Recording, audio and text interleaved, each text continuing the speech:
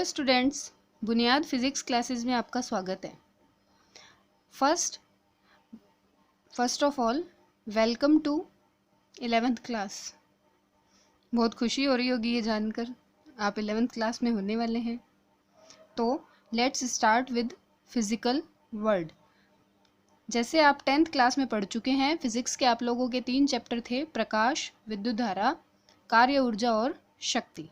यदि आप 11th class में साइंस स्ट्रीम ज्वाइन करते हैं तो आपको फिज़िक्स सब्जेक्ट पढ़ना होगा।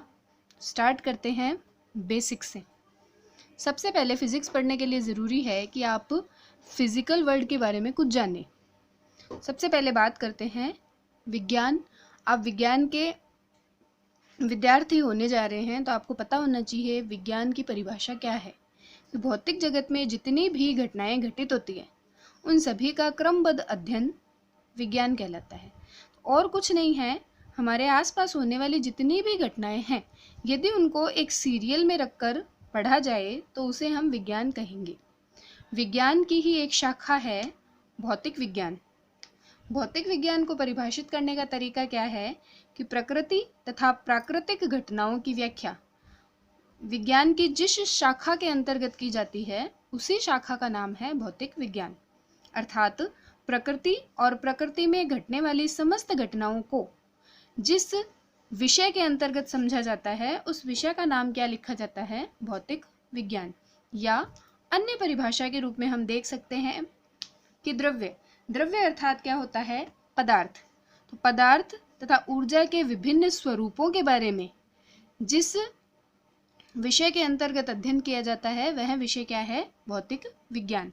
उसके अतिरिक्त ऊर्जा के अनेक रूपों से द्रव्य जो भी क्रियाएं करता है उन सभी का अध्ययन क्या कहलाता है? भौतिक विज्ञान कहलाता है।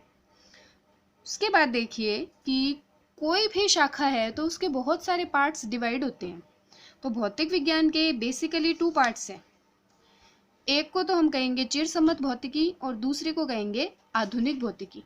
आप लोगों को 11th और 12th मिलाकर दोनों ही सब्जेक्ट में से मतलब भौतिक विज्ञान के जो 2 शाखाएं हैं, चिरसम्मत भौतिकी और आधुनिक भौतिकी, उन दोनों में से ही आपको कुछ सब्जेक्ट पढ़ने होंगे। फिर बात करते हैं कि यदि आप लोग 11th में साइंस लेते हैं तो आपको फिजिक्स और केमिस्ट्री कंपलसरी सब्जेक्ट के रूप में मिलेंगे। बायोलॉजी और मैथ्स होगी आपकी चॉइस। ऑप्शनली आप क्या लेना चाहते हैं? आप बायोलॉजी लेना चाहते हैं या मैथ्स लेना चाहते हैं? तो एक बात और बता दूं कि फिज़िक्स जो है आप पढ़ेंगे तब आपको पता चलेगा कि फिज़िक्स रसायन विज्ञान में भी काम आती है, जीव विज्ञान में भी काम आती है और गणित विषय में भी काम आती है। अर्थात बिना भौतिक विज्ञान पढ़े रसायन विज्ञान, जीव विज्ञान, गणित इत्यादि का अध्ययन भी थोड़ा मुश्किल होता है। यूँ नहीं कह सकते कि कर ही नहीं सकते, लेकिन थोड़ा सा मुश्किल होता है। फिर देखिए, आप लोगों ने 9th क्लास में पढ़ा था भौतिक राशियाँ, बताया भी था। भौतिक राशियाँ किसे कहते हैं? 9th में आता है ये। तो भौतिक राशियाँ बेसिकली कहा जाता है वे राशियाँ जिन्हें नापा, मापा या तोला जा सके।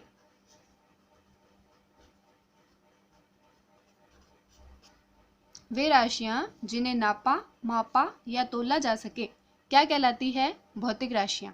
तो हम लोग बात कर चुके हैं इस बारे में। 9th क्लास में पढ़ा दिया जाता है कि लगभग सभी भौतिक राशियों को नाप सकते हैं, कुछ को माप सकते हैं या कुछ राशियों को तोल सकते हैं। उन सभी को हम लोग किस श्रेणी में रखेंगे? भौतिक राशियों की श्रेणी में रखेंगे। फिर भौतिक राशियां 2 प्रकार की होती हैं। भौतिक राशियां 2 प्रकार की होती है। पहला प्रकार है मूल राशियां और दूसरा प्रकार है व्युत्पन्न राशियां।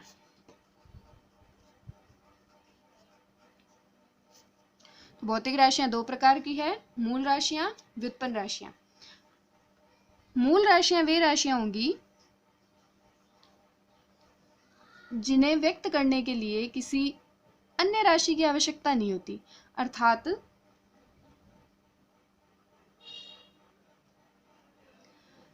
वे राशियां जो किसी अन्य राशि पर निर्भर नहीं करती। मूल राशियां किसे कहेंगे? वे राशियां जो अन्य राशियों पर निर्भर नहीं करती है, अन्य राशियों पर निर्भर नहीं करती है। जबकि व्युत्पन्न राशियां कौन सी होगी? जो अन्य राशियों पर निर्भर करती हो। तो व्युत्पन्न राशियां कौन सी होगी? जो अन्य राशियों पर निर्भर करती है। तो मूल राशियां अन्य राशियों पर निर्भर नहीं करती है, जबकि व्युत्पन्न राशियां अन्य राशियों पर निर्भर करती है। तो इसी प्रकार ये चीज आप लोग पहले भी पढ़ चुके हैं, भौतिक राशियां क्या होती है, कितने प्रकार की होती है। 11th में थोड़ा सा डीप में आपको पढ़ाया जाएगा।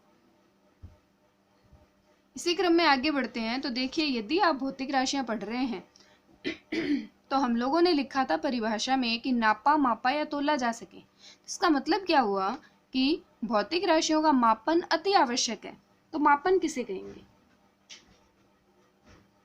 भौतिक राशियों का मापन अति आवश्यक है, तो मापन किसे कहेंगे? कि किसी भी भौतिक राशि के लिए कोई ना कोई मानक मान रखा जाता है और उसको नापने, तोलने या मापने की एक अलग व्यवस्था होती है।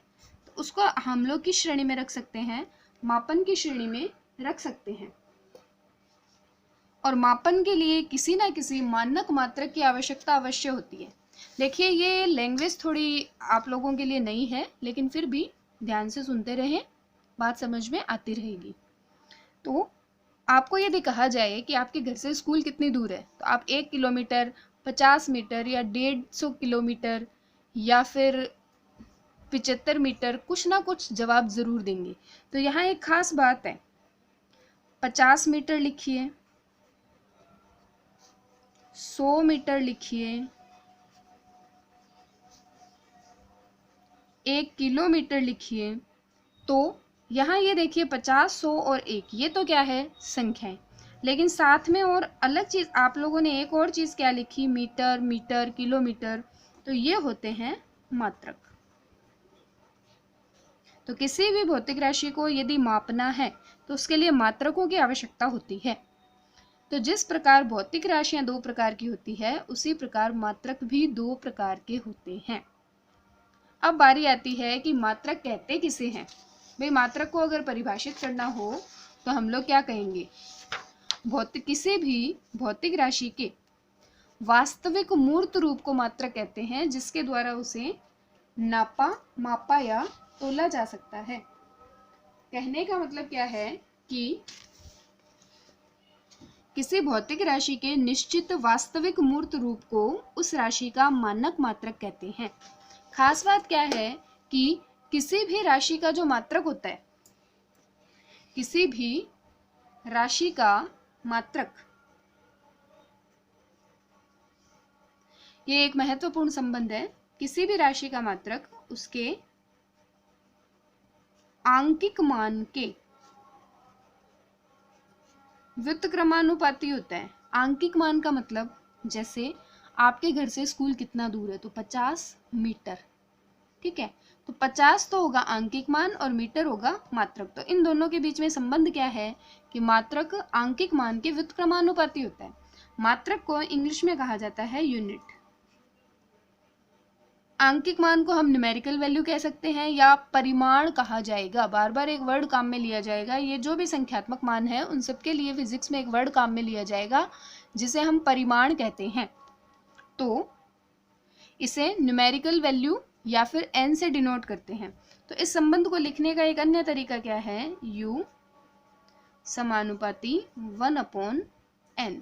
तो ये इसको लिखने का एक तरीका होता है। अभी आप लोगों को एक बहुत ही महत्वपूर्ण डिसीजन लेना है कि आप कौन से सब्जेक्ट में जाएं, इसलिए छोटे छोटे वीडियो बनाकर ही आपको समझाया जा रहा है। ध्यान से देखें, ध्यान से पढ़ें, चीज़ें आसान है, आराम से समझ में आएगी। ठीक है, ऑल द बेस्ट।